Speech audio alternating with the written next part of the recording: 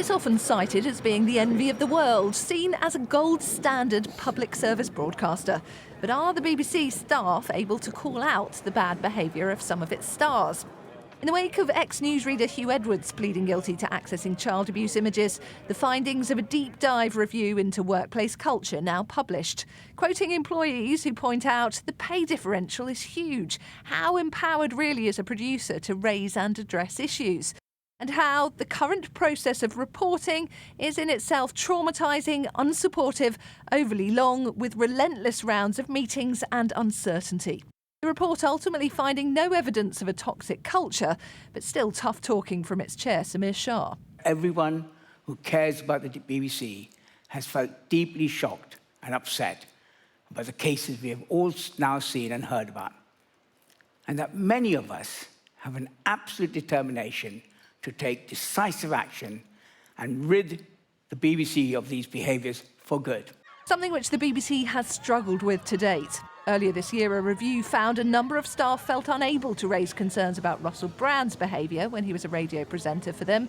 In January, the board also apologised after another review found the corporation didn't take adequate action over questionable behaviour from DJ Tim Westwood, both of whom deny any wrongdoing. Hello, ladies and gentlemen. If the recommendations sound familiar, similar was said after Jimmy Savile's abuse was exposed when in 2013 the corporation published its Respect at Work review. This new 2025 report talks of a Call It Out campaign for bad behaviour, which is not too dissimilar to its 2013 promise to publicise support for bullying. It also says it'll implement new pledges for individuals on what they can expect from the BBC, which again sounds rather like back when they promised to relaunch the BBC's values. Tough talking from the big bosses in there, but it's pretty damning that almost a decade later these are still issues that it's struggling with.